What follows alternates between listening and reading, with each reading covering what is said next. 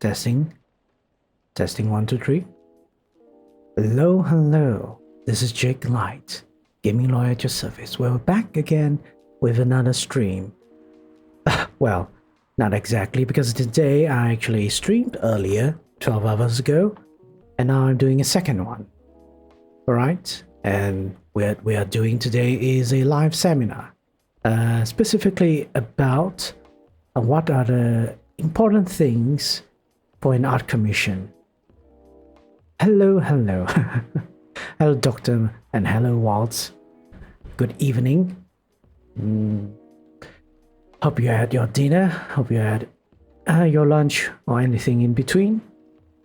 Because we'll be doing, I think, maybe less than an hour or at most 2 hours live seminar. Alright? Because I've pretty much did my preparations for in the first session today. So we're just going through what we have already gone through earlier today. But if any of you have any questions about art commissions at all, whether you're someone who hires someone to get art done, or you're an artist yourself looking to see if, let's say, to keep yourself safe, per se, or keep yourself away from any sort of drama or disputes from happening on yourself, this would be the seminar. This will be the stream that you will be looking for, right? We'll try to answer all possible questions. I believe I haven't gotten any yet through the Google form. I'm going to check it out. Not like this. But yeah. Gonna talk about a little bit of why we need contracts for art commissions. Why it's a really bad idea not to have one. And we'll go through what are the terms and conditions important for an art commission. Yeah, we don't have any, but if any of you who are a bit shy, curious, you can go through that Google form that is by typing this as well. No problem. It's the same link. I think it's the same link. Let me go through that link. Why is it different though? It's the same link. Different URL for some reason. But anyhow, hope everyone's having a good day, good night, a good evening. If you're going to be sleeping soon, hope you have a good rest. I'll see you when I see you. Alright? So in any case, let's begin our second session of the legal investigations. Shall we? Oops, it's not here. Why is it not here? Yeah, it's here now. Right, so this is a thing. We can't see, you guys can't see it clearly, isn't it? Or am I being, this makes me think, should I adjust it? Well, we'll think about it afterwards. Oh, not termination, sorry. We'll start from the beginning. start from the beginning. You shouldn't be seeing that. So yeah, this is what I written earlier today. But yeah, first off, I think we can add a few things, right? Before we start about what are important matters for artists, right? We should talk about why is it important, why contracts or agreements are important, all right? For artists or clients. Both parties, either way, would want an agreement. Why is that, right? Probably some of you think that it is a very obvious thing to have, but some people just feel, I would say most people feel that an agreement or contract is not necessary. As long as the things has been hashed out between both parties, they can go on with the art commission process, right? But a lot of things is that if you don't really have a if you haven't done a lot of like say or you have not do not have a lot of experience in doing business transactions, you will know the nitty gritty about what should be looked into, what things should be careful about, right? We only focus on the things that we want. We don't focus on the things that we don't want or don't want to happen. So that is why disputes happen, misunderstandings happen. So first off, which I already mentioned, one of the reasons is avoid misunderstandings. Avoid misunderstandings or misassumptions. Is that a word? Yes, it seems to be a word. So basically, how do I say? I can give a few examples, but if any of you can think of one, feel free to do so, right? So sometimes people will think that, let's say, when a client, let's say a client wants to hire us to do a artwork, maybe do a PNG VTuber, like that, a very basic one, just a picture of us, whatever specifications. But some client might have assumed that PNG tuber meant that we're getting a live 2D rig as well for us, right? There might be this sort of assumption. I'm not saying exactly there's a case like this. I'm saying this could happen. Like something as ridiculous as it sounds, it could happen. But the thing is, the artist might be thinking they are doing just a PNG artwork or something like that. They thought they were not going to be doing any live 2D work. But at some point during the art commission process, the client finds out that they are not gonna get the PNG. They are not gonna get the live 2D rigged. They're not gonna get their PNG, however you want to call it. Have their movements set, customized, emotions, all that stuff. It's just gonna be a PNG, and they might start to make noise now. Make noise such as maybe want to terminate an agreement, terminate the art commission, or get a refund of it, and all that stuff would come up, right? So, of course, the artist doesn't want that to happen, but it has happened. But has anyone thought of it? Has anyone thought it would happen? No, because everyone had made some misassumptions with each other, right? The artist knows, having technical, technical knowledge, technical skills and everything, know when whoever mentions what a PNG tuber is, would know what it is involved, right?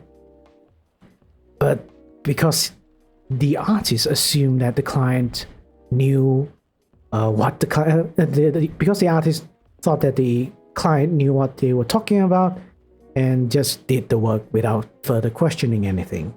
And of course, these things happen, right? These things often happen.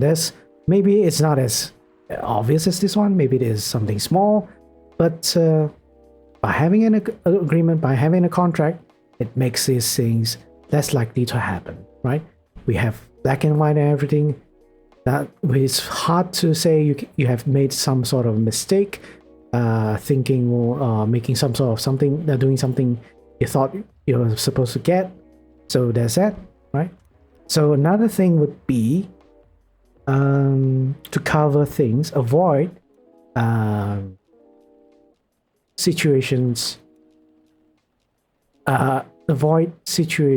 that are uncommon. I would say uncommon, or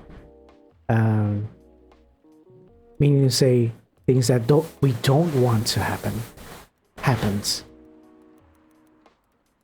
So what are things that are uncommon but we don't want to happen? Things like inevitably the client doesn't want you to do their work anymore. They don't want to wish for you to continue with the art commission for whatever reason. It could be very just, it could be very right, for any reason. or it could be on the other opposite end. It could be very unjust, very unreasonable, unfair, as just wants to cancel it for no reason, and is demanding something from you. It's either demanding that you give them the art commission without having to pay the full price, or they are demanding a full refund, even regardless whether the art commission has been completed or not, right? So there are these sort of situations that will likely happen. If let's say you're going to be doing art commissions for 100 clients, there's bound to be some person, some party that will do something like that, right? It is not a situation that is impossible to happen. It will happen. Just that, depends on your luck. Whether on the first client you're gonna get this kind of type of client, or on the 100th client, we will never know. But it was good to be prepared, right? So that's one thing. The other thing is there is some, how do you say, remedy. There is some remedy in doing this, right? Remedies. By having just the agreement, by having an agreement, right? We're not even talking. We're not going to be talking about legal remedies, right? The remedies, the things that you're going to get if you are able to win in a court case, a successful legal action, because that is, throw that away out of your mind. These agreements, these contracts, is not why you are making them. It is very unlikely that you're going to be using any of this in court or in any legal process to enforce the terms or whatever, or to get compensated or whatever, right? Because of the nature of online art commissions. We are like, in this industry, in this part of the market, is global, right? There could be people from all over the world hiring for you to get some artwork done, to get some sort of a service provided by you, right? And the only connection you have with each other is maybe the PayPal payment transaction, or your bank online transfer transaction, connecting with each other in a sort of a legal sense. Other than that, your identity and the other party's identity there's no way to confirm it, and it's hard to say track the actual person, and not just track them, and also bring them to the legal system or legal process that you are looking for, you're aiming to put them in to enforce the agreement, right? You don't have to think of how complicated it is. Just think of it as it is not worth it for time and money, right? There's absolutely zero benefit, practical benefit, in trying to pursue any of this through a legal action, right? But there are remedies. At the end, there are some type of remedy. At least the remedy is, although you can say a bit superficial, is some comfort, at least, that both parties have agreed on most things, and all those things are put into writing. And if anything at all, if anything happens, any dispute happens, we can always look back at the agreement. Looking back at the agreement, see what has been agreed on, if it contradicts, or if it is doesn't contradict. The other word for it is in agreement, in compliance, right? Then there's no need to devolve into senseless arguments with each other, and maybe personal attacks against each other, or being just mistrust, just creating a mistrust among the parties, right? Because of this, there's a dispute, even though if even if let's say, because most likely the artist or the client has no beef with each other. Maybe maybe the client is a very good person, as well as the artist is a very good person. But because of there's a conflict, there's a dispute happening, it is human nature to think that I was doing something right, but the other party is doing something wrong. Therefore, the other party is doing something bad, or in his character, their character, there's something bad about their character. So we might be starting to we build this mistrust, right? By not being able to agree on something, just by not being able to agree on something. So there is one type of remedy. It reduces mistrust. It reduces the suspicion against each other.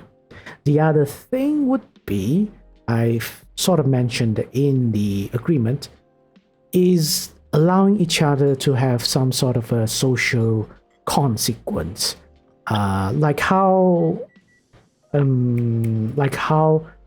companies that are doing morally unethical things or something like that, they would be held accountable by the public, even though the public doesn't really have a direct relationship with those companies or anything.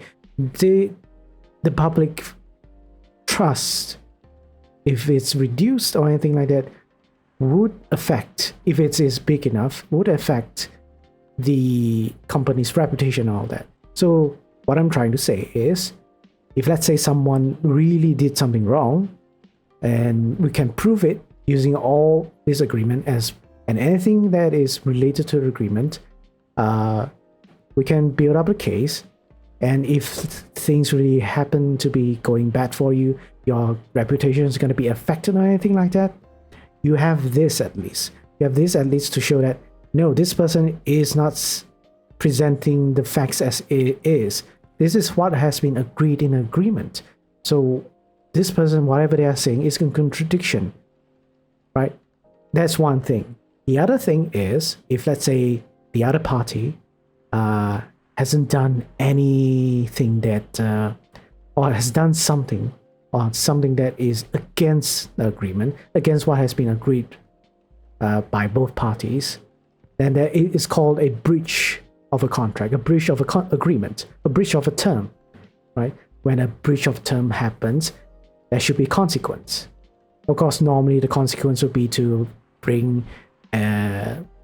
provide you some sort of compensation, monetary compensation, give you some sort of refund, give you some sort of damage for whatever you have suffered. But of course, here we don't have to think about it, because again, legal enforcement is out of the picture. It's not a practical thing to be done. So what we can do at least is some sort of social consequence to it. Blacklist.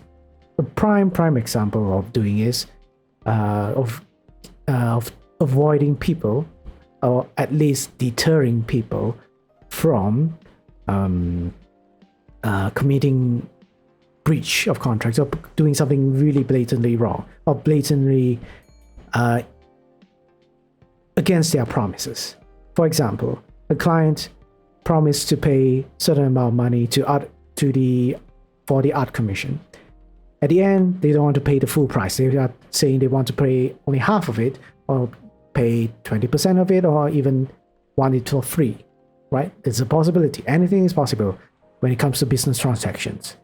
For whatever reason they are doing this, or they are demanding this, or intent on demanding this, it doesn't matter as long as you have an agreement.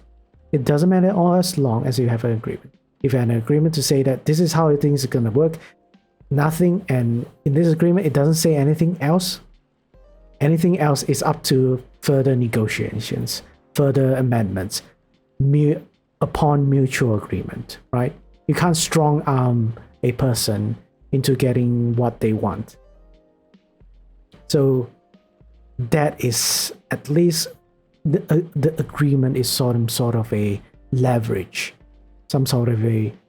against another party. against both parties, of course, to not let them do something that you don't want, or they don't want. Yeah, it has, for me, what I'm trying to teach right now, it's not trying to tell you how to draft or what to look for one party. I'm trying to show that both parties can benefit from a contract, from an agreement, right? So that is the remedies. The blacklist, if I want to, how do you say, expand on that, is basically, if you breach something, the other party would have the right to publicize that you have done something in breach of the contract, but by showing proof, of course, right? So that it is in a way trying to build a community safer from any sort of a scam, from any sort of being scammed or being unfairly treated, being fraudulent, being scam. I would say is the same as fraud. Being fraud by someone, or doing something that would be unfavorable for you, right? So that's one thing. Other than that, I'd say this is the three main things I would say you would need an art commission agreement, right? A lot of people think that it is not needed if you are something like an amateur or something like that, or if you're not a professional, and if, let's say, your art commission isn't as big of a not as big of a value, right? Or doing just a small art commission, you don't really need a art, and you don't really need the need for putting things in black and white, so to speak. But unfortunately, that isn't how reality works, right? No matter how unprofessional you are, or how professional you are, or how small a thing is to be done or hired to be done, there is always the same problem that arises from all this work, right? Someone's gonna be doing something they're promised to do, whether it is a big amount of money or a small amount of money, or if it's a really complicated art or it's not a really complicated art or service or project, or whatever you want to call it. So it doesn't matter. It is good. What I'm saying, it is good for both amateurs, both professionals, and amateurs alike. Right?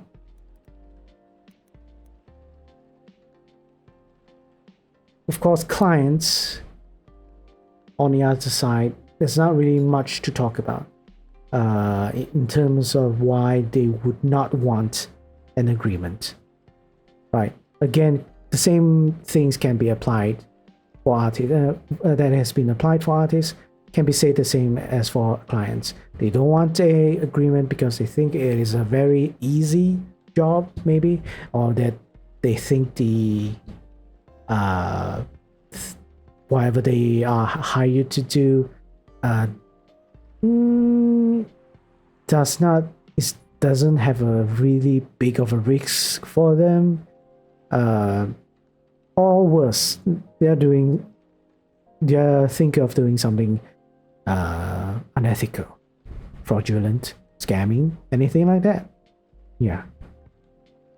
So it's very good to have a contract, have agreement, try to cover everything that is involved in whatever service you're providing. Okay? All right. So unless someone can think of something that why artists, why clients, whatever, shouldn't have an art commission agreement, do let me know. I would like to hear what would be the how do you say, a point for that against having an agreement, right? I would say not having an agreement is more like no choice rather than a choice, because this is a bit sidetracked, but it is what I believe that we are somehow taught, we're somehow taught or somehow made to believe that legal knowledge or legal skills isn't a requirement in our lives. Everything we can do without an agreement, we have the thought process, or we have the belief that everything in our life, most of it has been done without any agreement and without any contract, like, right, like buying your shoes, buying your clothes, going shopping, buying food, doing all this daily stuff, right? Doesn't require any contract. So why do we need to get contracts for these sort of things as well? Like we've rented house, we rented rooms without any contracts. That's a very common thing as well. We have rented how do you say, hired chefs, hired catering, hired wedding professionals, photographers, or anything like that. A lot of times there isn't any thick book or a few pages of contract with the terms and conditions in it. Most you're gonna get is a like a brochure with the price and all that stuff, or some sort of, if let's say we're talking about renting rooms, the online advertisement page for it, and most of it is talked with an agent. An agent gives you a form to sign, something like that. It isn't really a contract. Most of it is based on word of mouth, based on the conversations, whether it is through email or through WhatsApp or something like that, creating a contractual relationship with each other. But again, doing all of this, that we have to gauge. What's important is, some things can be said to be like doesn't need contract, right? Very, very simple stuff. Trading a good, buying something in a supermarket or a clothes shop is not necessary to have a contract, right? If everything had needed a contract for us to sign or for us to read through, the world would be put into a standstill, right? But certain things that, because of there's so many things, right? There's so many things that we don't need a contract. We made this assumption that we don't need the legal knowledge or legal skills, right? Because we don't encounter dispute, or we don't encounter arguments so often with other people. But it's more like we avoid being in that situation by just not pursuing anything that has been wronged against us. That's what I'm trying to say. Something probably bad has happened to us, but because we are thinking like, I have no brain cells to think about how to win over this argument, it's easier for me to just ignore it or let it go, or just suffer a bit and I'll be fine. We have a lot of, I myself had those kind of thoughts, right? I'm not gonna say it's just some other people. A lot of us all have these sort of thoughts. So, but we are, how do you say, our social or society has made us to think like that. It has made us, turn us in this, even though we are living in a very, very urbanized world, with all a very socialized world. Apparently, some type of legal skills is not even necessary for us. We don't even teach anything like this until we have to choose our college degrees, right? Choose the path of our career once we are out of high school, right? Before high school, nobody learned anything about laws. We only have a idea of what laws are. It's only the thing that thank you for the redeem for first. You're the second time again today, Waltz. But yeah, before university, before college, we have no official or proper education on any legal subjects, right? Absolutely no legal subjects. That's an anteater. I have to take a law subject one semester, but my main is science. I'm like, what the heck? I know nothing. Yeah, I mean, that's the thing. You can't just have a semester to learn a subject that is encompassing. I would say it involves everything that we do. Everything we do involves a type of law that we have to follow, we have to comply with, or we unawarely not complying with because we do not know about the laws, right? We don't know how to find the laws. We do not know how to check for it. We do not know whether we are breaching the law. If other people are breaching the law or not. So most of us are just doing what everyone else is doing. Everyone else is doing is there's no one catching them. They're not being caught or declared or found out doing something illegal. We just assume it is okay. That is how society seems to be working, right? But it shouldn't be. One which I think I'm going on a tangent, I know, but talking about the Art Commission agreement should be quite short, but just let me ramble a bit. But yeah, a lot of things involve laws. And we're supposed to, once we become adults, once we start working, we're supposed to automatically know what laws applies to us. What we are supposed to, when we go look for jobs, we are supposed to know what our employment rights are. That's not possible. Nobody taught you. Nobody taught you where to look for employment laws. Nobody taught you how to do your taxes and what tax law is applicable to you. There's nobody told you how government works. How government works is entirely based on the legal system. Why you are voting for how are government making laws? All that stuff nobody has taught you. It's all has been like by way of words only. Right? People tell you to vote for this person or vote for this party because people told you. Would you be able to research on how they operate, how our government operate in its truest sense? Impossible.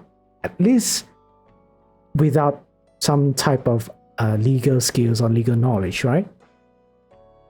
Even I don't really fully understand where all possible laws can be found, right? To be able to do that, of course, you need even further legal skills, technical knowledge on like different departments or whatever. But I have a general sense of where to look things, who to ask, because of my job. Not really because of what I studied. It's again, studying is just not really anything practical. You only know things when you actually start working.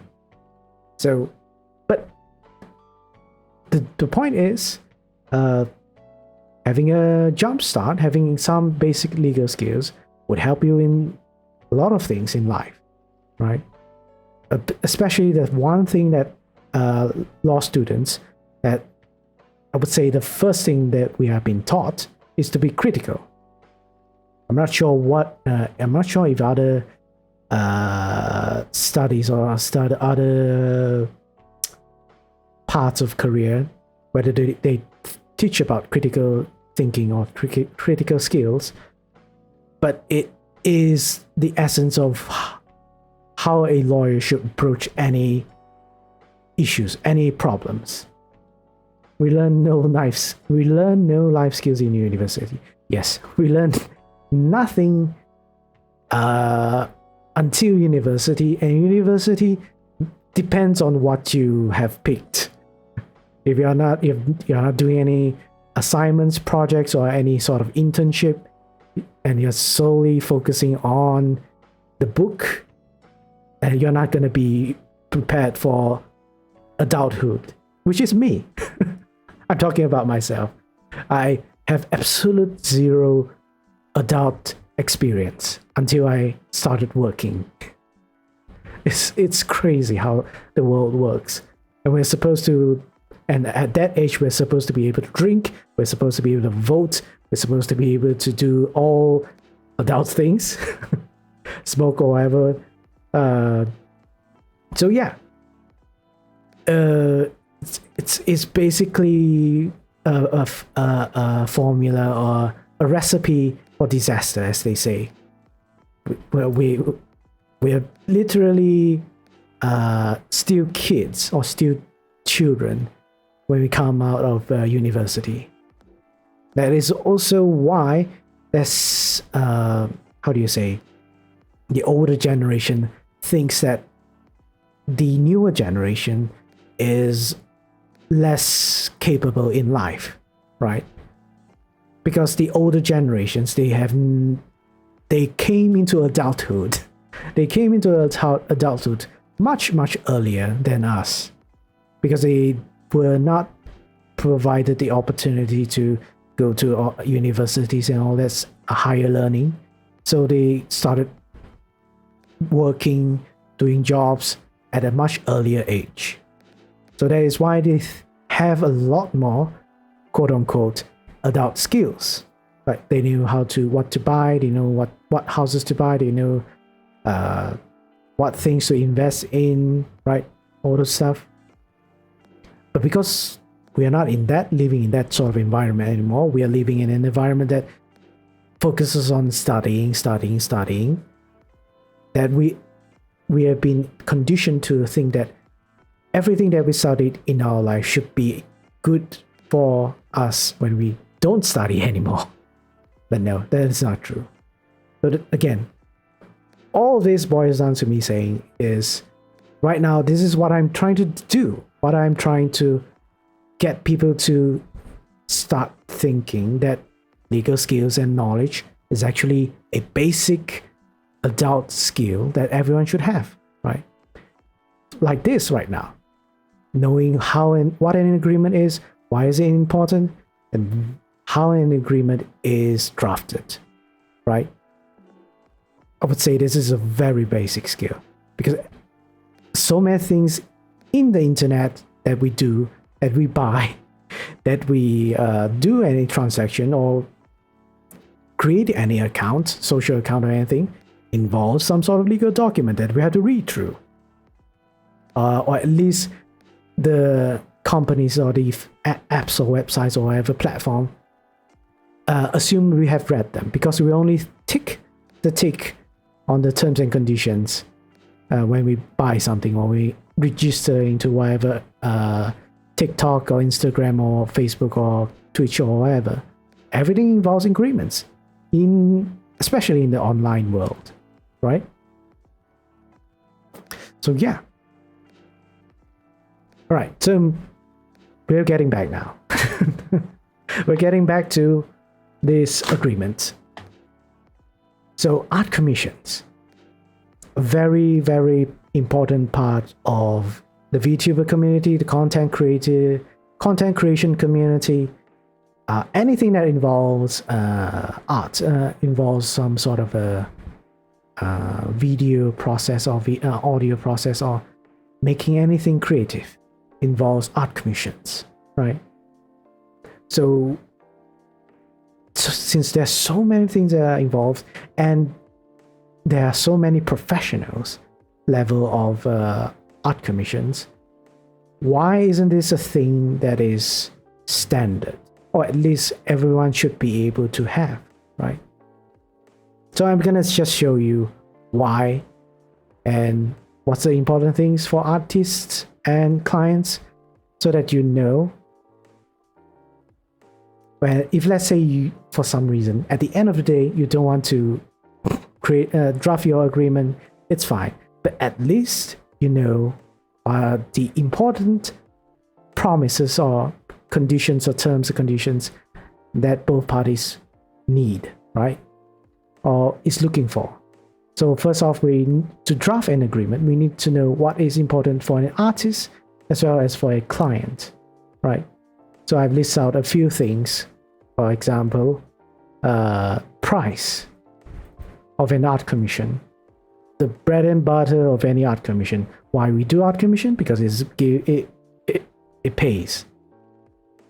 Either a small amount or a big amount, it doesn't matter.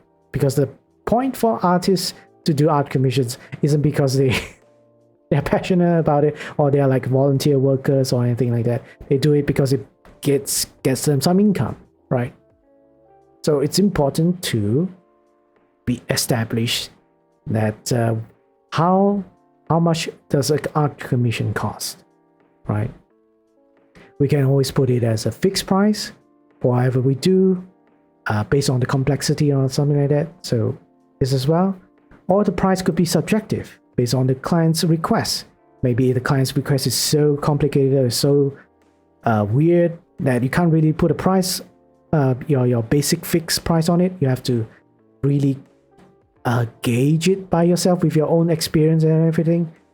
And yeah, so that price won't be fixed. But of course, if let's say the client, after they told you to do these things, 1, 2, 3, but they want you to do 4, 5, 6, 7, 8, 9. They want you to do a lot more than they had first requested. Of course, then you have to know how much you can charge in addition to what you have been hired for. So additional charges, right? Then next is scope of art commissions, right? Pretty much related to the pricing, but for artists, they know the technical skills, they know the technical difficulties or the requirements to do whatever art they have been hired to do, right? Whether it's a rigging, a live 2D, or creating a VRoid model, creating some emotes, animated emotes or animated stuff, portraits, anything. They know, if they are specialized in it, they would know what it is involved, how complicated it can be, what is required, what are the software required, what are the materials required, maybe. So all of this should be listed out, so that at the end, the art commission, the final work of it, people would know what it is, right?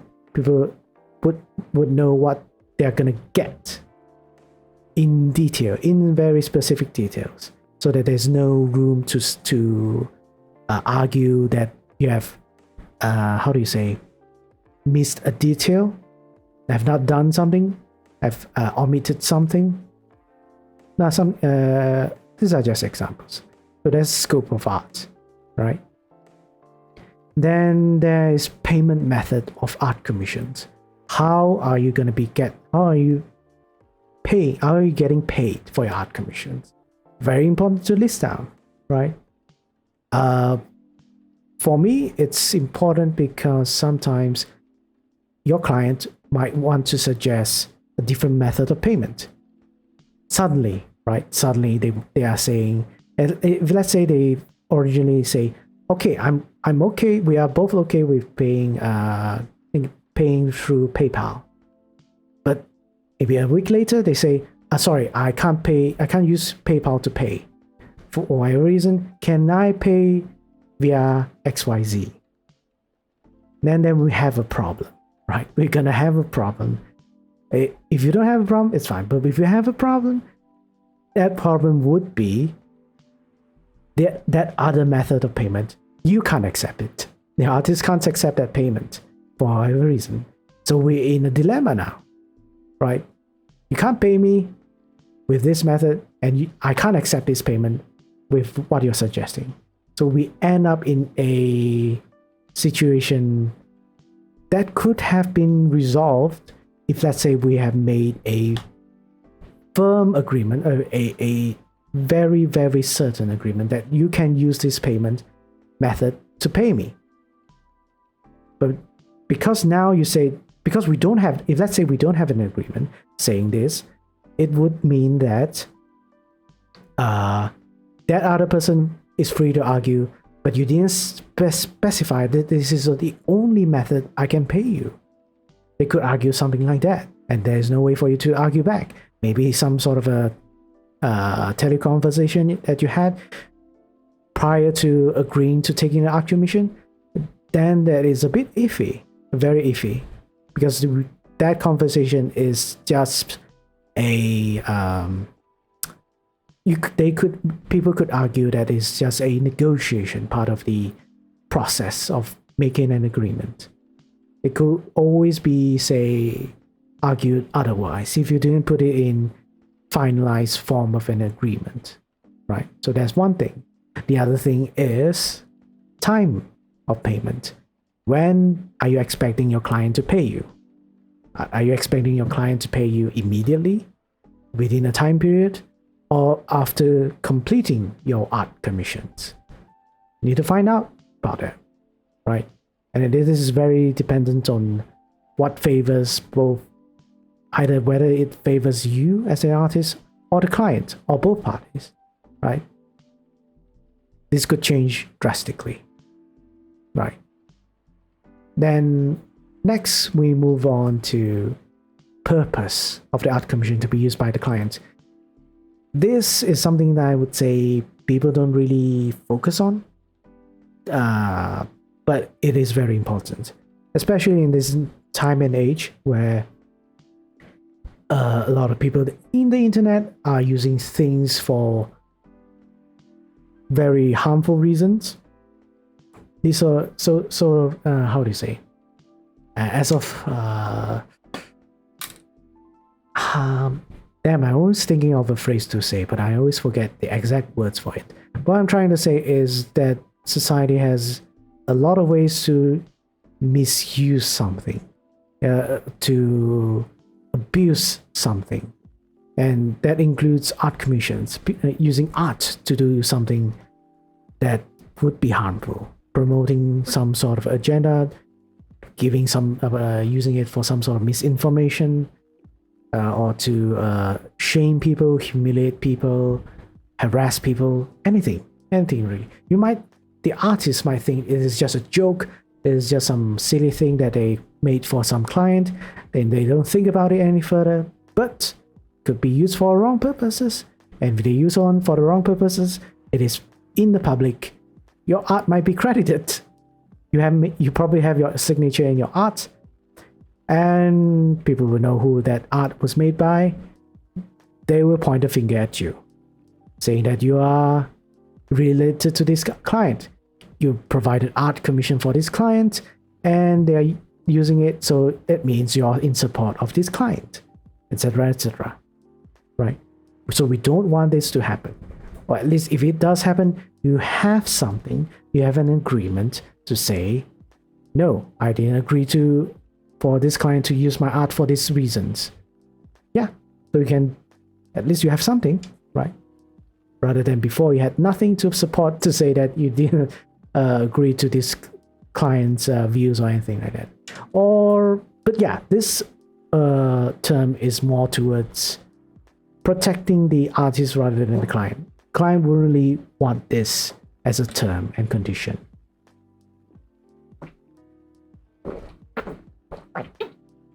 But that is how you have to keep yourself safe.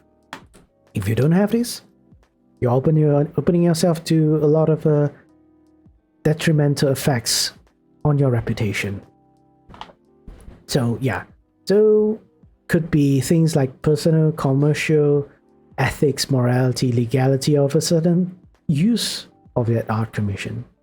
Whether or not it is applicable, it doesn't matter. As long as you can apply any of these things, it is possible to apply any of these purposes for anything. Just do it. It doesn't matter if, let's say, you were just making you're just doing an art commission that is just drawing maybe a cat, a very, very normal cat. Put it in.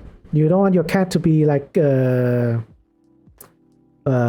to say, made to a poster, having words like a very how to say, discriminatory way or something like that. A very, very anti-humanity, I would say, racist, anything like that, using a picture as some sort of propaganda. You don't want any of that. You don't want any of that. So yeah. Next, moving on, is copyrights of art commission. The other half of everything that involves art, right? Everything that involves art, legally speaking, involves copyrights. So it's important to know, actually important to know what copyrights are. If you, let's say, you want to put things, you put these terms and conditions in your art, right? But for sake of completion, I'm just going to briefly explain what copyrights are.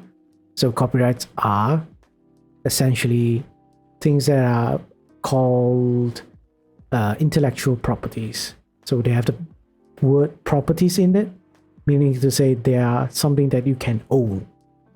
It's a property that you can own legally. So for us, for our purposes, the things that we own of this art, of this whatever original work or creative work that you have, these are rights. The ownership are the rights to this art. You own this art, whether it is tangible or intangible. Meaning to say, you could have made this art using in real life brush tools or watercolor paints or acrylic paints or oil paints or whatever, and you can scan it, put it up online or anything like that, share it with other people, and it will still be considered yours. That is technically what copyright is, or legally what speaking, is what copyright is. That is what defines that is something that is created. Actually, the purpose of copyright is to make sure things that they've created stay as your creation, stay as your own, right? Whether it has been modified, has been modified or reproduced or resold or redistributed or displayed anywhere else, all of these rights is copyright. No one can do it other than you. No other people can reuse your art, essentially. That is copyright, right? Anyone that does use your art without your permission is considered copyright infringement, right? So we need to make sure when we do art commissions, what does that mean? Does that mean all these copyrights, all this ownership of the art is transferred to your client, or does some of it retain back to you? Meaning to say only your client is able to use your art for certain purposes only, and you retain some rights that you can still use that art for, right?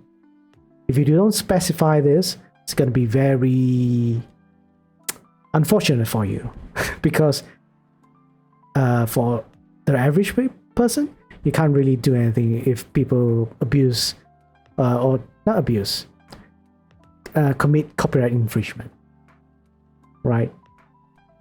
Can't really stop a person from doing anything if, let's say, there is no authority to enforce copyrights, and also if you do not have the necessary monetary backup, monetary insurance. Oh, I wouldn't say insurance, But in any case, you won't have the money to try and pursue any of this. So yeah, that's copyright, and that is what you have to put in your agreement as well.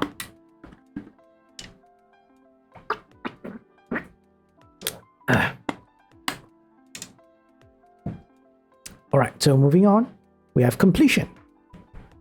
So at the end of the day, we just want an art commission to be done, and after that, we don't want to care about it anymore.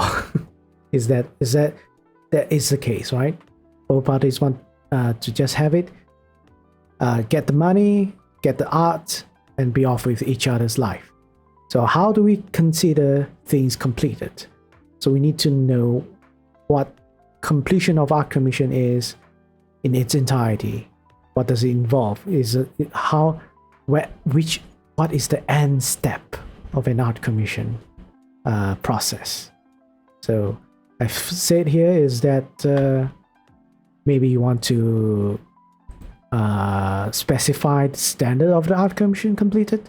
How much of it should you put in as like maybe say either quality or quantity of the art, or how you can still use the art. Maybe you want to put that, but I wouldn't really recommend, at least for the artist part. And I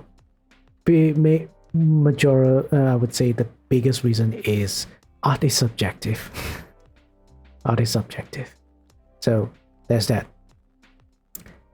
Right, so easy. At the end, once you completed it, should be fine.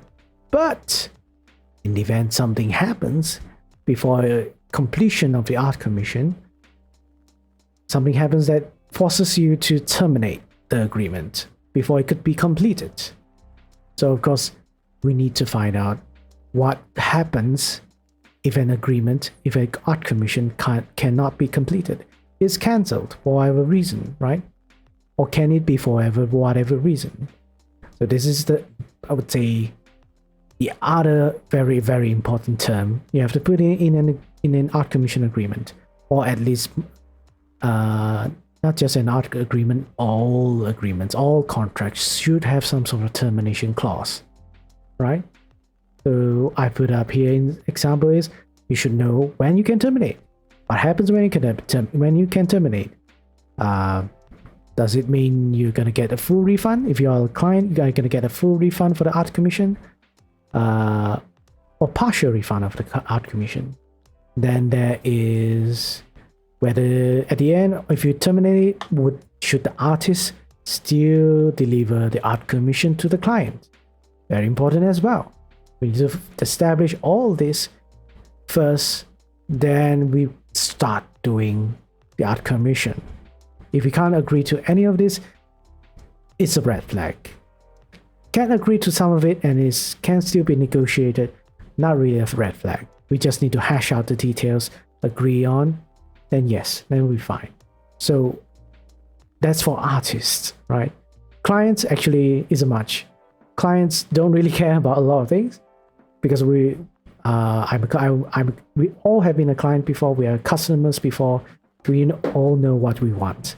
We all want to pay something and get something ASAP, right? If we are buying something online, like say from Lazada, from Shopee or Amazon or whatever, eBay, we want the thing as fast as possible once we pay for it.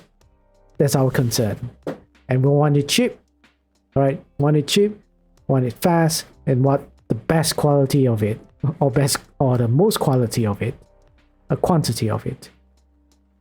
So that's us. That's all of us. Not all of us are artists, but all of us are certainly, on one way or another, clients, right?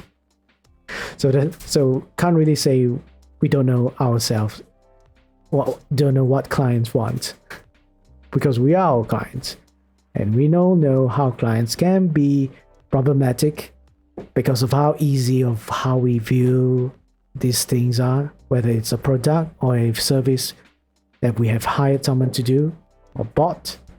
Yeah, so pricing. We want to know the price of the art commissions. Very simple.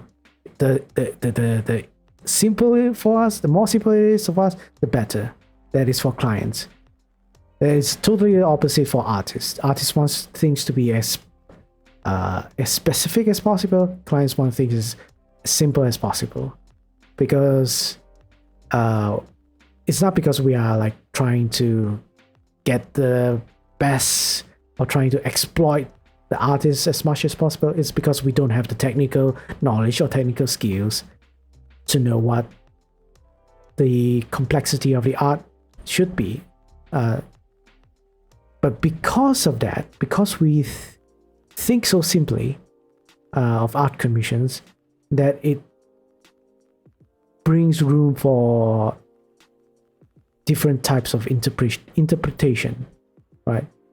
You could, because if let's say an art commission is too simplified in its details of what of the final product, the client would always like argue that, hey, you have not done this, you have not done that, this or that, etc., etc. Trying to, and it would seem like the client is trying to, what's the phrase? Exploit, abuse. Not exactly. Get the best out of you, sort, I guess. But yeah, that is clients. Of course, because they're without really going through the other four, what I can tell you is that artists and clients, their wants, a lot of their desires, their goals, or their intentions or whatever, are a lot of times polar opposites. Artists want A, clients want B.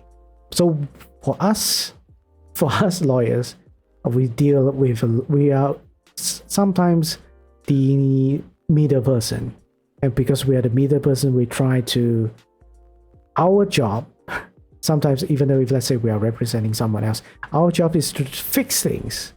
If there are some sort of a dispute happening, we try to compromise. That is our objective. If there is another lawyer on the other side of the other party representing them, we are always, our purpose is not to like 100% win for our client or anything. We're not, most of the time we are not like fighting in court. That's not the aim. That's not the goal, to get a win-lose situation. We're trying to get a 50% win, 50%, or maybe 60% win, 70% win for our client, but still get things done. Because if we don't get things done, we won't get paid. So that is why this is sort of a skill that we eventually learn when we start working as a lawyer. All right. So compromise. It is a skill. It is I wouldn't say a legal skill per se, but it is a skill very important in life. All right. If anything in your life there is some sort of a dispute happening, maybe it's with your wife, husband, with your partner, with your friends, with your family, with anyone, compromise is very important.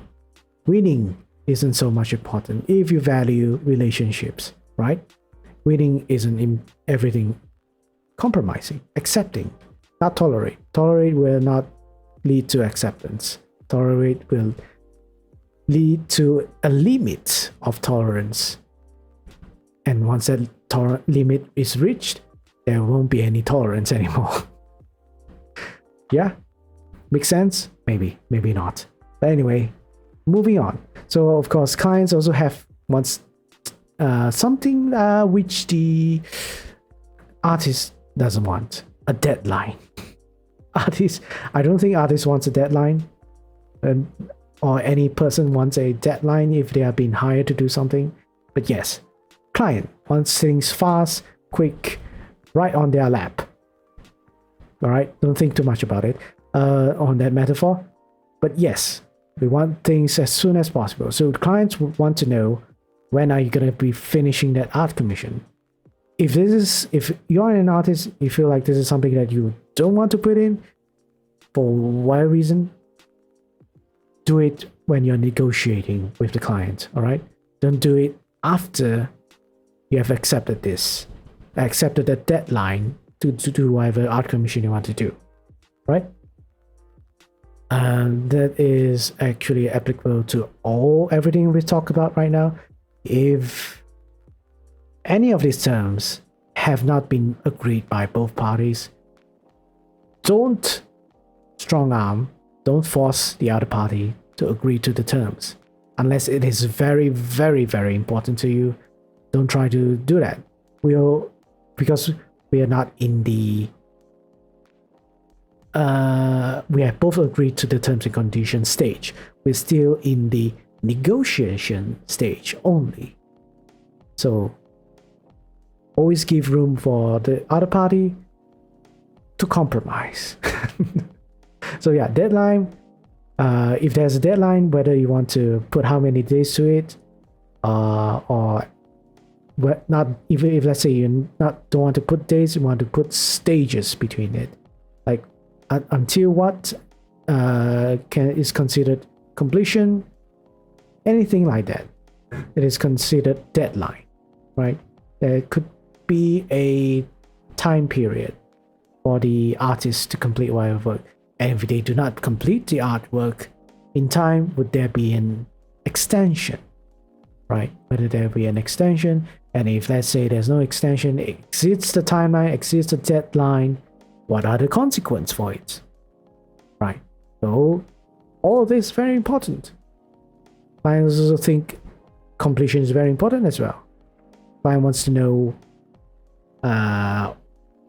what would the final product would be like, right? What art commission is going to be given to me at the end. They want to know about that. They also want to know when they will be paying, when they should be paying for art commission. That's one thing as well, right? Then, of course, clients, for whatever reason, they want to terminate. They also are particular about this, right? They want to know, or at least, yeah, they want to know if they terminate, what are they gonna get out of it, or if there's any consequence in termination. Same worries as the artists. Both parties have something to gain and something to lose if, let's say, the art commission was terminated earlier, before it was completed. So there's that, right? So these are all the important matters that both artists and clients need to know, right? So if you have anything extra to add to that, right? If let's say you have something to add to these important matters, feel free to tell me, because anything that you think important can become a term and condition, right? Nothing is like, oh, there's no such thing in the agreements or in the reality of a negotiations is making assumptions. Don't make assumptions. Assumptions makes an ass out of you and me. Don't want to do that, all right? Don't do that. Right, so moving on, right? Moving on. We are now getting to the art commission agreement itself, which previously I said I will be drafting this. I've drafted it in the first session. So literally, this is going to be a short one. I won't really dive into too deep of it. Maybe I'll add a thing or two or change a thing or two here. But it will be it will remain relatively same. Okay? So this is the basic structure of an agreement. It might not be the same exact agreement that you see, maybe with your employment contract or with some other contract, maybe when you bought a property, you bought a car, or anything like that. In your life you signed something. It is roughly drafted in this way, but of course it is not the only way to draft an agreement, all right? But the most common way that I've learned is to draft an agreement as if it is a basic manual, a basic instruction manual. Imagine an IKEA menu where there's numbers, there's pictures, but also numbers in the pictures telling you the first step, what you need to do, second step, what you need to do, third, fourth, etc., etc., and so on, right? So imagine that when you're drafting an agreement. That is literally how everything is done, right? All our lives, or everything that is transactional, business-like or anything, has a beginning and an end, and everything in between it. So reading the agreement should be following that flow of thoughts as well, train of thoughts as well, right? We should be thinking from what at the start we should be doing, and in the middle some hit things here and there. At the end, how we should be completing the thing that we have started. So that's that. Damn, my throat is so itchy.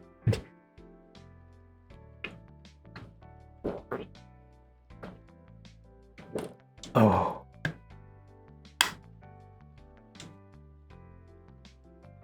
All right. So, very basic. Starting, you just mentioned you can try and copy. How do you say? I will. I will put this up. I think even now, I think I can do that. I will put this up as a. I think I'll just share it over at the chat with you all. Wait. Let me do this.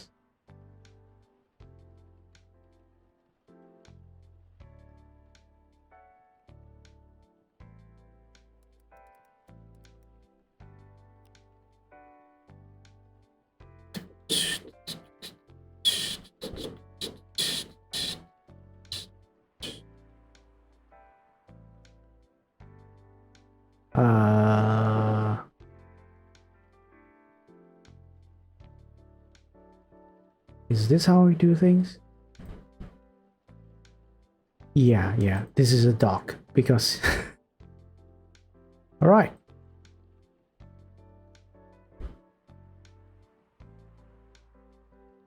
So if anyone wants to look at this agreement or looks at the everything else I have talked about, you can look into it yourself. So yeah, chink.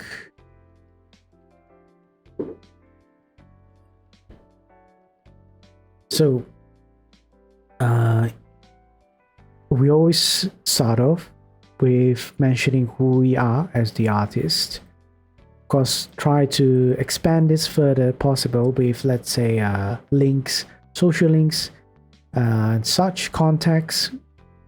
You can put the contacts and social links here as well to try and identify yourself, as well as the artist, as well as the client, right? To establish who the artist is, who the client is, and yeah, and what this agreement, in brief sentences, tell us what this agreement is about.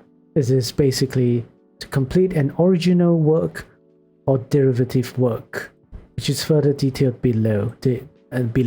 Further detailed below as the art commission, subject to the following terms and conditions. So first off, we introduce the parties. Simple enough. Parties with agreement, what they have agreed to be doing, right? And what the art commission itself is, because this is the main subject of the art commission agreement. We need to quickly first establish all of this at the beginning, then only we start with how everything is to be done, right? So the details of the art commission, if you can expand this more than what I've tried to put in, the better, right? You maybe want to give some sort of sample, some sort of template sample to show the size of it, the dimensions of it, right? As long as it is not too technical, should be fine, right?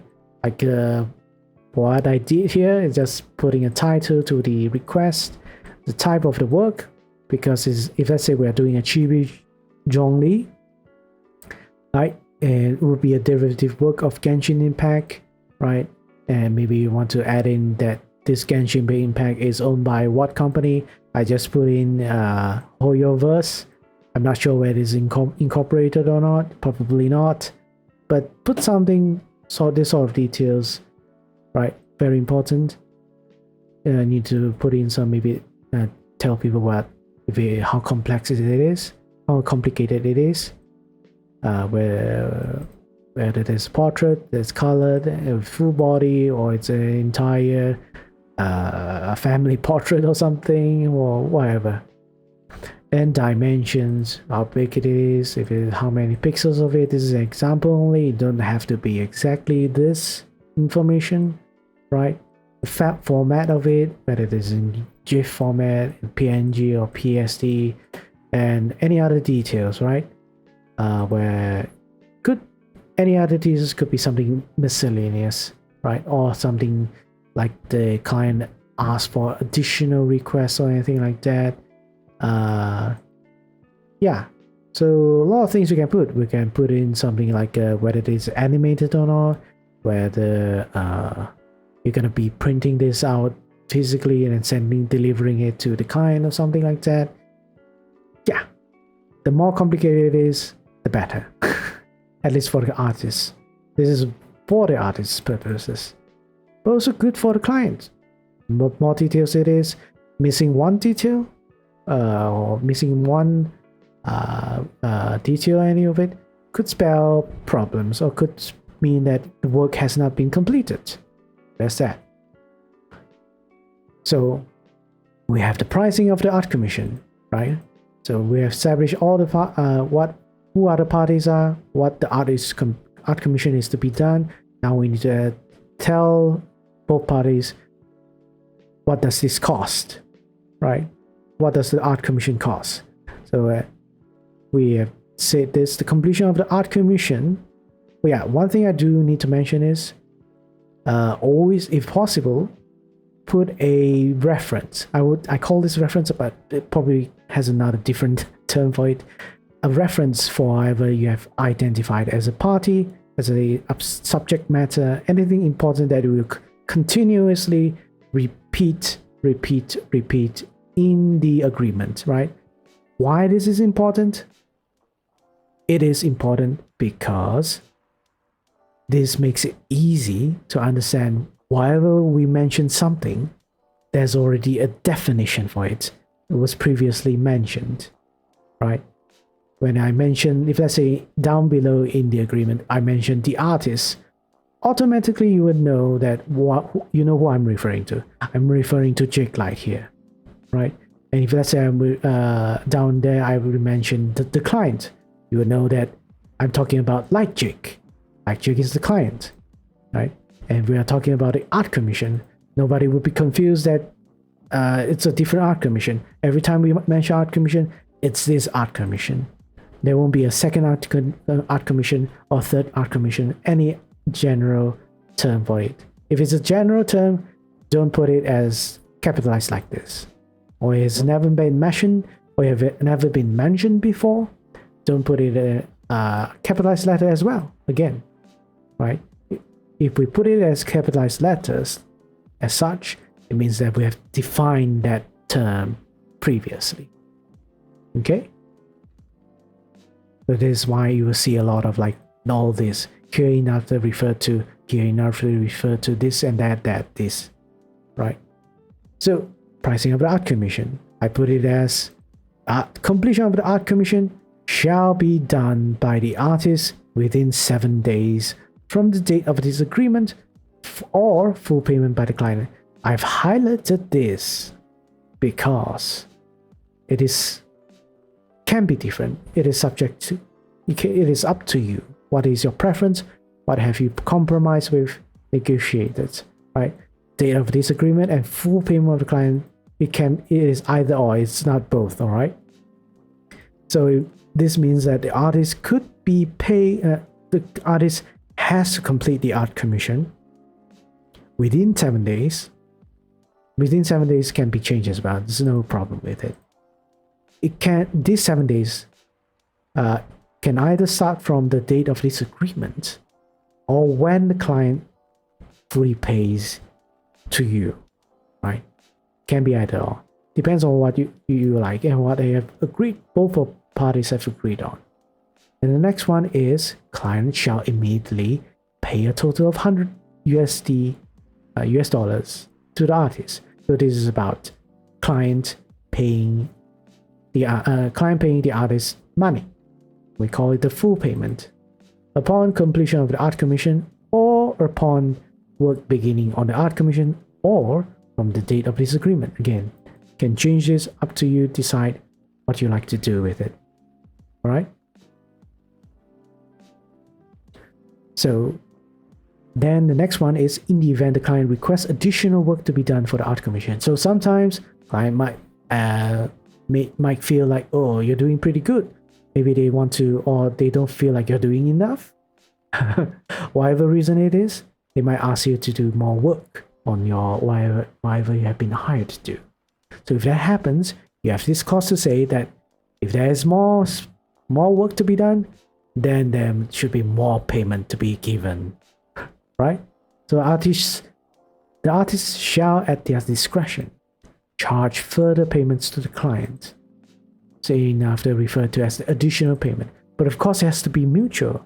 The next term here mentions that the client, of course, they will have to immediately pay for this additional payment, but only upon mutual agreement of the additional payment. You can put it like that. Right? But again, I highlighted this because it can be amended. It can be different for your circumstances. Then, of course, we need to make sure this is something optional, very optional. 1.5 is very optional because we are all in the assumption that both parties have agreed that only lump sum payments are accepted. Meaning to say the art commission is $100, right? You can't split it up into two separate payments. When you have to pay, you pay the full price. No exception to this. If you pay separately, it won't be considered the payment for this specific art commission, right? They won't accept it. Maybe the artist will refund you, maybe they won't, for whatever reason, but they should refund you back to the part payment, right? Because there's no clause, unless there's a clause talking about partial payments, right? Part payments, then you can do part payments. If there's no part payments, don't do it. I'm putting it here because to make clear of everything, all right? Because we have never mentioned any partial payments or any part payments so far. So there's that. Then we have payment method. Right? Make this as clear as possible and only try to put one type of payment method. If you really can put more than one, then do it. But do it with both parties agreeing to it, all right? Very important to do this. And also, this is just an example, like you can put payment reference in case, let's say you are doing multiple art commissions at a time. Having your client put in a payment reference, maybe you can put this as something like Si Zhong Li or something like that. So you know who the client, who the client is, or at least the art, what this payment is for, which art commission is this payment for, right? So now, and then the next one is extension of deadline of the art commission. Basically, we already have a deadline. Supposedly, you should be doing it. You should be completing the art commission and delivering it within 7 days from the date of this agreement, or full payment of the client, whichever you have picked, right? But if let's say we have covered the situation where extension is possible. So what sort of extension is possible? For us over here, it's only if the client requests further work to be done for the art commission, then there will be an extension of 7 days from the deadline. For us, it's an additional 7 days for each request, but you can word this in any way possible that you like for the extension to begin. For example, you could say that maybe not 7 days, 14 days, or maybe less than 7 days, 3 or 4 days for the extension.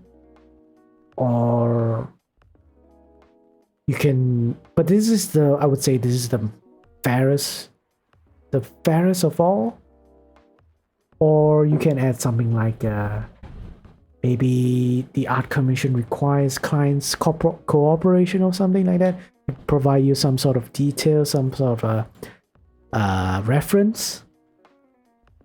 Hello Jake, and we have a good stream. Hello Rifle, good.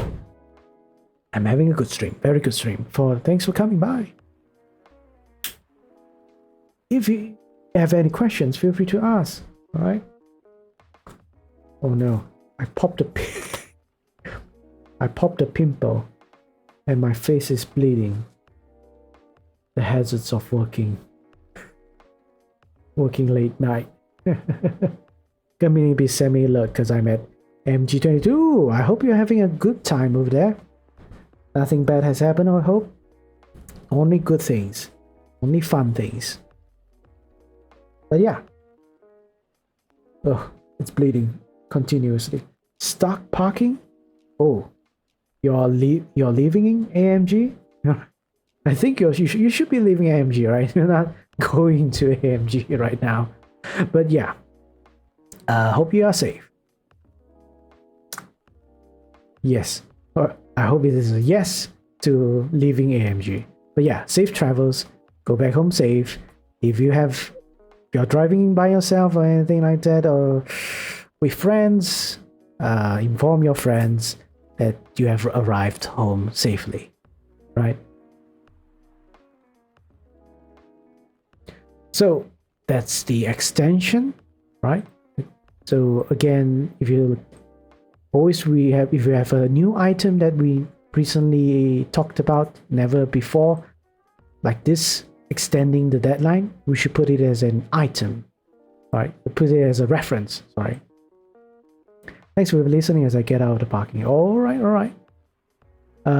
So yeah, extended deadline, because we might be able to be mentioning this in the future. So next clause, purpose of art commission. So we're here where we need to determine what our client can use this art commission for.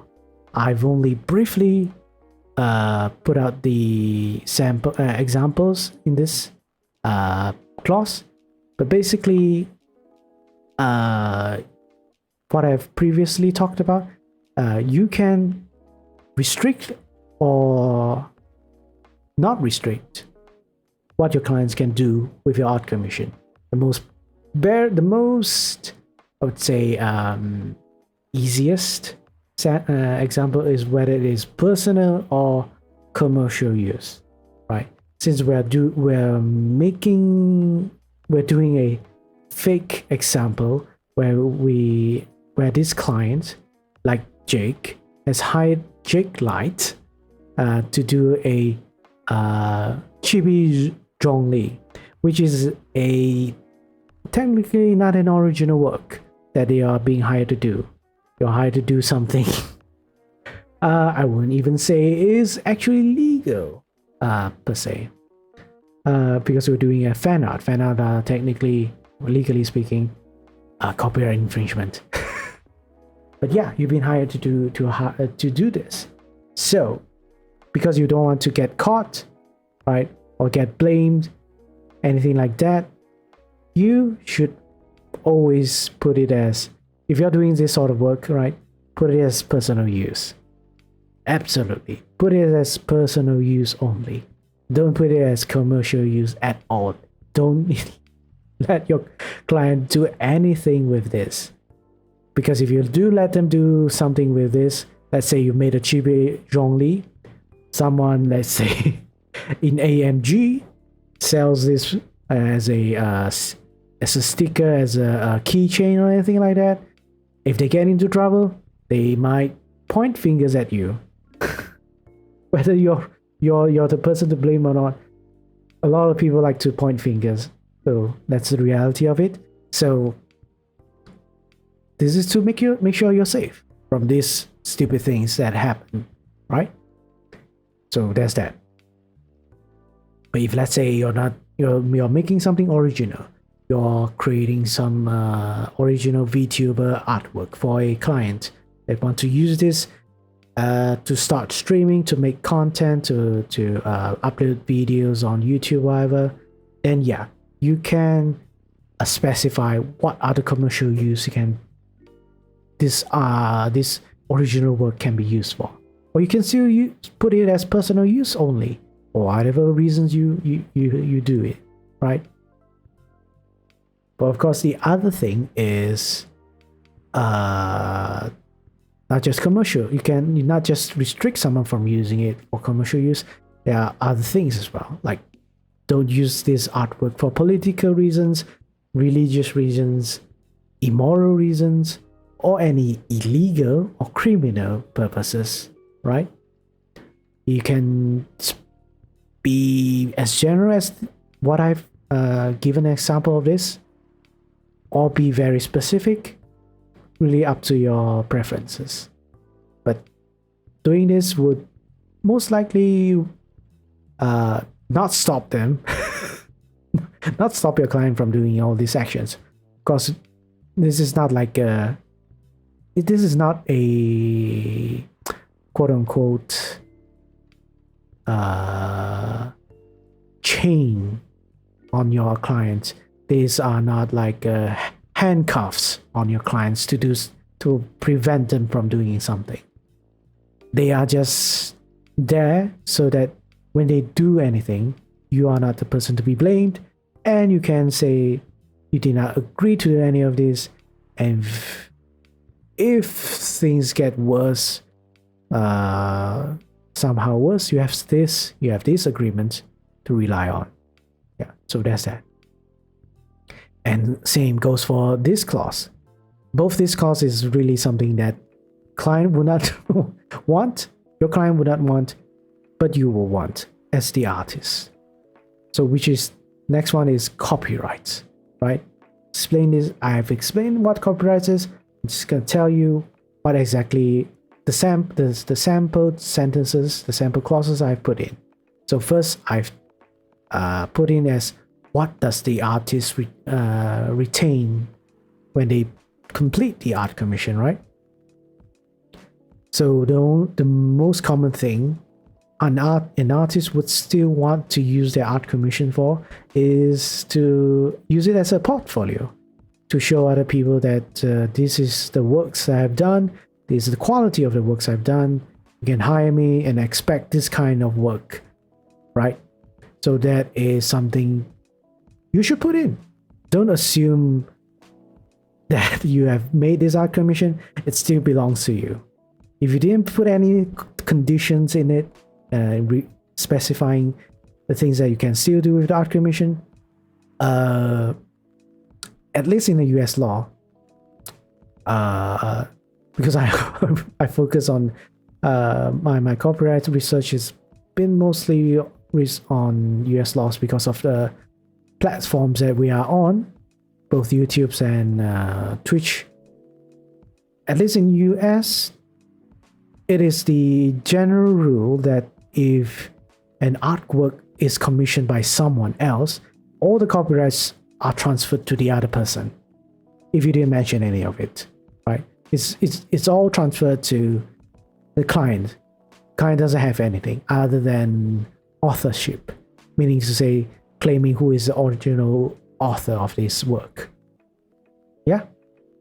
So there's that. So next one, I've mentioned this. The next thing I mentioned is what the client can use. This is just examples. But the way I word it is that client mostly has all of the copyrights to the art commission, right? To produce and distribute copies of the art commission, to produce and distribute derivative works of the art commission, and also display the art commission in public spaces, right? This is just a sample, could be more specific in details. I would encourage it to be more specific if you want to put it, like say displays.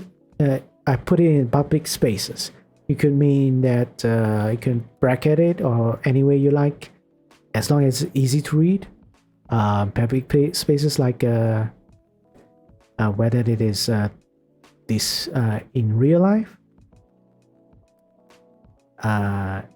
life or online, something like that. Public spaces or public community, I wouldn't say that, but public spaces were pretty good. In real life or online, we can also mention something like or social platforms, something like that. You define your terms is defined by your own self, right? You don't want to leave it to other people's interpretation. Always try, if let's say things are too broad or anything, try to specify, give it more details, so there's not a lot of rooms to interpret it any other way. So there's that, right? Next is, this is a very simple one. I just put it there in case other countries do not protect this, is informing the client that they cannot claim that they are the original author of the art commission, right? And a little bit extra would be, whenever they do use the art commission, they will credit the artist. So this is a pretty general way of putting things, but make sure that you're not, how do you say, forgotten or replaced or impersonated, so to speak. Right? So next, moving to the next clause, completion of the art commission agreement. Something that I would say very important as well, right? So we need to know what is considered the end of an agreement when both parties do not have to do anything further, so to speak, except for some terms like the copyrights as well as the purposes of the art commission. They will stay relevant as long as the art commission is being used. But of course, there won't be anything to be done between each other anymore. That is what this clause is, completion of the art commission agreement. It is to tell you have nothing to do for each other anymore, right? So first clause, I worded it in this way, as in the art commission shall only be considered completed if it is not substantially different from what is detailed in this agreement. So yeah, this is a bit favorable to the artist, is by saying that the artist would have to complete the art commission, but only so much as it is not too different from what was agreed in this agreement, right? From what was promised in this agreement. As long as all the things is ticked in the above here, in the details of the art commission, it is considered completed. But of course, completed is completed. The other thing that we have to do is deliver the art commission, right? So the next clause says the completed art commission shall be delivered by the artist to the following contacts of the client. Because because this is I would assume that it is a online art commission, right? I'm assuming this is only going to be delivered via these platforms, whether it is through email, which I have put in here, email, or the Discord, or Twitter, right? I put in these as examples. Could be other things that the client or yourself or both, well, both parties are agreeable to be sent through, right? Of course, delivering this requires a deadline. If there's no deadline, then it's pointless. So our commission, I worded it here as in shall be delivered on or before the deadline or the extended deadline. So they have to do this before the deadline, right? So next is mentioning this. Upon receipt of the completed art commission by the client and receipt of the full payment and additional payment, if any, by the artist, this agreement shall be deemed to have been completed and no further obligations shall be observed by both parties. So this is the how do you say, the thing that we have to put in for this clause is to mention that once these two things has been done, namely delivering the completed art commission as well as the full payment of and additional payment of the artist, only then is this agreement considered done, considered completed. If these two things is not done, it is not considered completed. Something has not been done yet. This is the end step of the agreement, right? So again, I mentioned this, drafting an agreement, you have to follow a flow. You have to follow from stage 1 to stage 5, something like that, from A to Z or Z. So this is the end. That's why we mentioned this only at the end of an agreement. But of course, we have to put in some precaution as well, right? So the precaution is what happens if the agreement doesn't end as we have hoped for. Somehow it doesn't end. Somehow, some reason, someone, either the artist or the client did not do something. What do? We have the termination clause at least, right? The termination clause says that both parties shall have the right to terminate this agreement in the following events, right? The art commission was not completed and delivered within the deadline or extended deadline. That's one condition, one event that would allow you to terminate this agreement. The other event is the full payment and or additional payment of the art commission has not been paid by the client to the artist. So really, it's very simple. Most of the time, you don't want to see this such a simple termination clause, but I'm trying to explain this as understandable as possible. So since we only have two ways to complete the agreement, of course those two things, if it's not done, would also spell the end of the agreement, right? Because someone in the agreement has not completed their obligation. So instead of leaving the agreement in a limbo, right, this clause allows both parties to relieve themselves of their obligation, albeit with some consequences, right? But if you complete the agreement normally, there won't be any consequences. Everyone is happy, you get your art commission, I get my money, right? But if let's say that doesn't happen, it still has to end. The agreement has to end. It can't stay there forever. Unless someone wants that, but I don't think anyone wants that, right?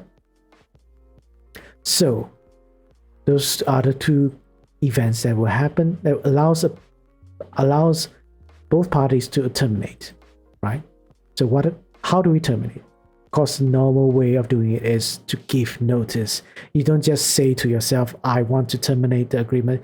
You have to tell the other party, I want to terminate the agreement. Well, of course, in your notice, you have to tell them why are you terminating this agreement, right? So you only terminate based on these two reasons. So what happens if, let's say, the artist doesn't complete the art commission before the deadline? So this is the consequence. at least for what I've provided as an example, which is I worded in this way is, in the event this agreement was terminated based on clause 7.1 sub A, the artist shall deliver the art commission to the client in whatever state it is in and refund the client 50% of the full payment and all additional payments. Right. So for this, I made it possible, or at least a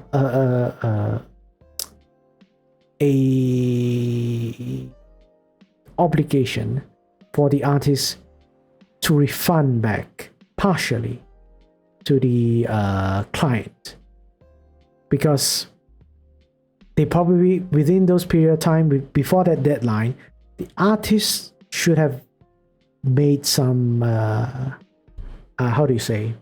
should have made some progress on the art commission, right? At least there's something, and that something can be delivered to the client. Of course, this is something that might be drastically different if the client isn't okay with this clause. This compensation is not sufficient, or they don't think this is reasonable. They might argue that the art commission isn't completed, I can't use this in any way possible, I want full refund. So that might be a possible argument against this clause. Then you have to consider whether you want to give up on this clause, whether you want to put it and say full refund instead of partial refund, right? But that's up to you to decide whether it is something that you're okay with. As the artist, of course. If you're the client doesn't want this at all. They want a full refund. All right. But yeah, if let's say after the deadline, art commission isn't done at all. Nothing has been done with the art commission. What then? Right? So the only thing you can think, you probably can hope, is either, of course, you get a full refund, right? I think I should put this as in the event the artist shall not be able to deliver the art commission in any state, the client, the artist shall fully refund. Yeah, this is something I should add. Shall fully refund the full payment and or additional payment.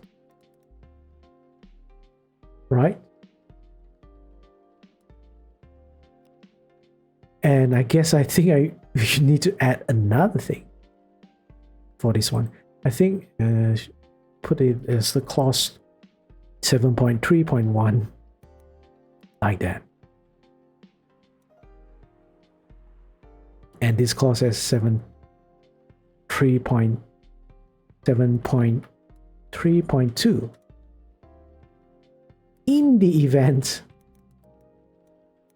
3.1.1 in the event the artist shall not refund to the client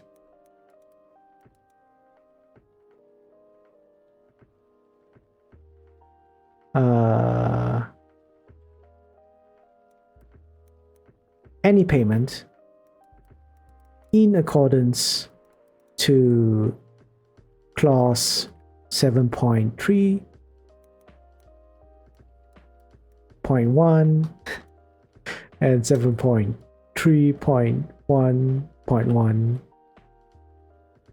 Wait. 7.3 7.3 sorry 7.3 and 7.3.1. I'll think of a better way to list this down, but at the moment this is going to be like this.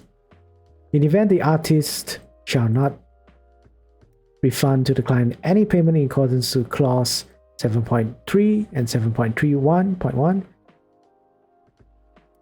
the client shall, I don't think we have to say, the client shall publicly blacklist the artist for non-delivery of the art commission,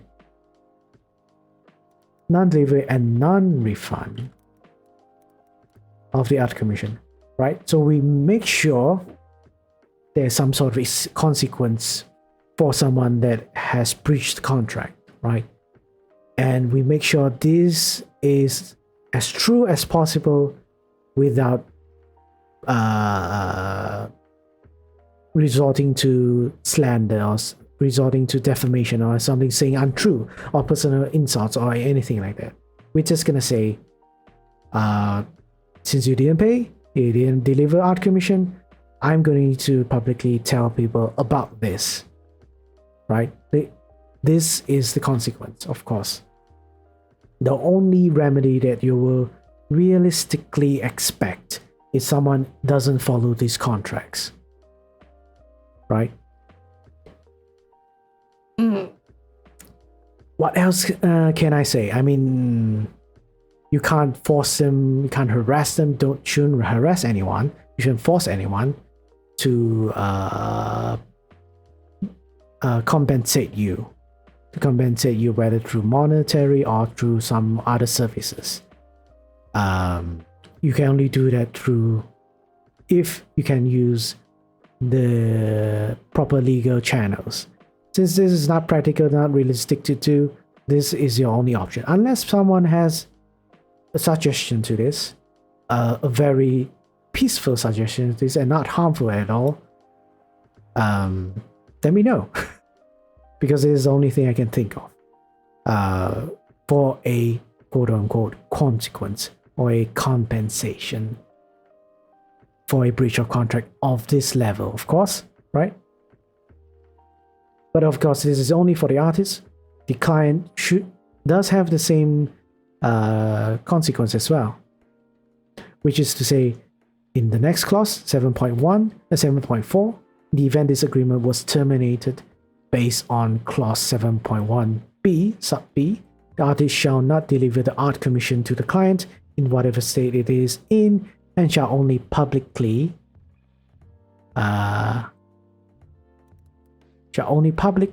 blacklist the client for non-payment for the art commission, right?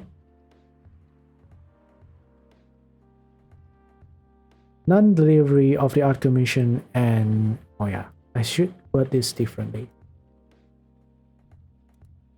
And non-refund of the full payment and or additional payment. So yeah, you can definitely do this. Definitely do this. There's no issue with this. Plenty of shops or plenty of restaurants or anything like that where there's a store or anything like that, they publicly provide a list to stop people from going to a shop or to be hired or anything like that. There is a list of it, right? So that's it. So if an artist doesn't get paid, they won't get their art commission. But of course, this is if the payment was there was no payment in the beginning, because no payment means no art commission, right? So they won't get any art commission, even safely and soundly. And your client would not have paid anything to you in the beginning, so there won't be any refund back to the client, right? But if let's say your agreement is worded differently, something like the client, you as the artist, you do the art commission first. Yeah, I wouldn't say that's a realistic scenario, but if only if that is the case, then you will then it sucks for you, I would say. Sucks for you. Never do that. Never provide art commission before getting paid any amount. I think that is very important. If you're giving art commission to someone who hasn't paid anything, and if they do really at the end don't pay you anything, then the only thing that you've lost, you've not only just lost the money that you're supposed to be given, you also lost your time, effort, and all the energy spent on doing the art commission. So yeah, don't do that. Don't do that. Right? Anyhow, so that's art commission agreement. Congratulations. Now you know how to draft, maybe, an art commission agreement. Alright? Hope that was fun. Alright? I think it was fun because we did a session in less than 2 hours. Almost 2 hours though. Almost 2 hours.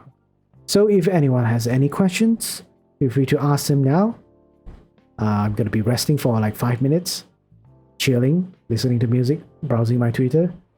Then after that, if there's no questions, I'll be off. Alright?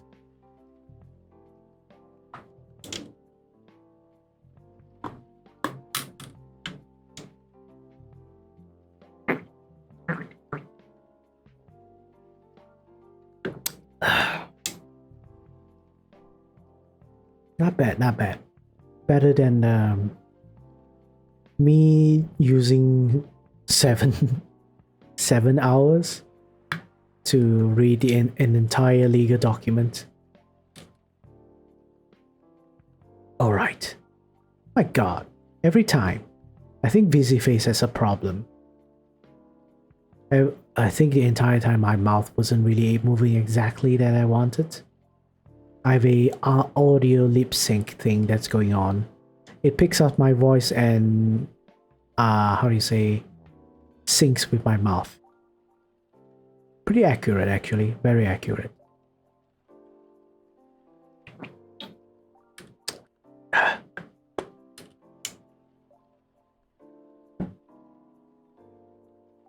Well, let me check the question form. Pretty sure there's not going to be any questions, but we'll check it anyways.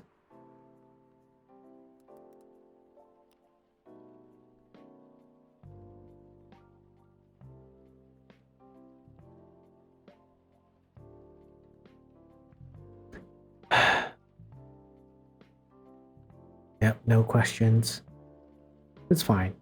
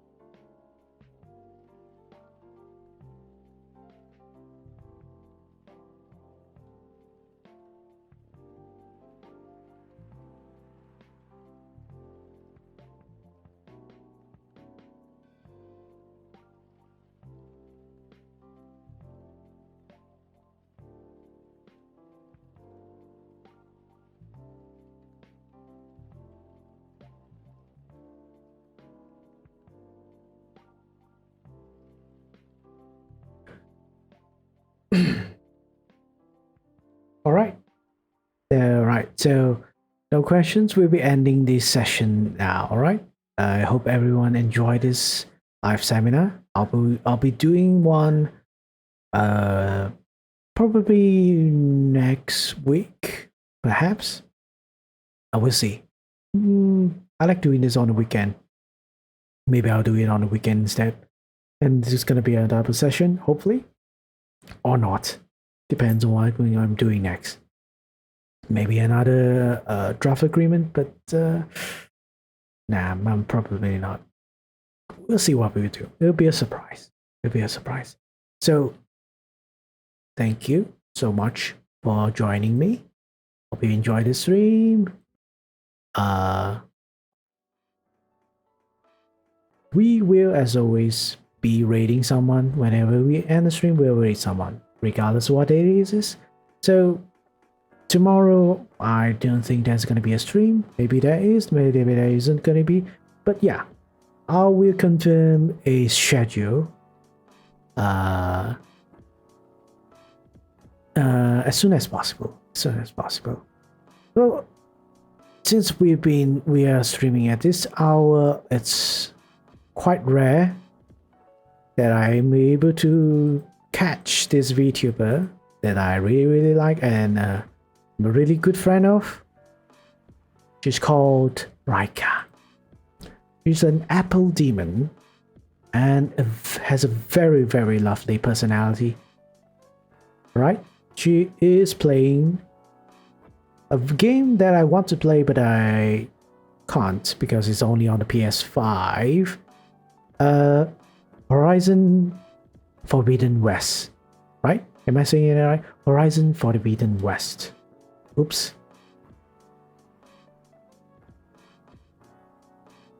Oops. Damn it. Okay. Oh, wait. Damn it. Alright. Good. Very good. Right. So take care. Stay hopeful. But be critical, alright? Goodbye, everyone. Thank you for watching. I always forget. Read message. Right, message. Right. Take care, everyone. Bye-bye.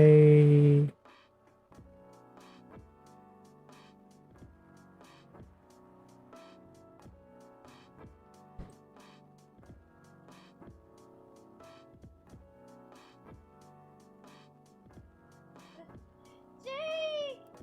Oh, thank you so much. Thank Hello, you for Jake. there.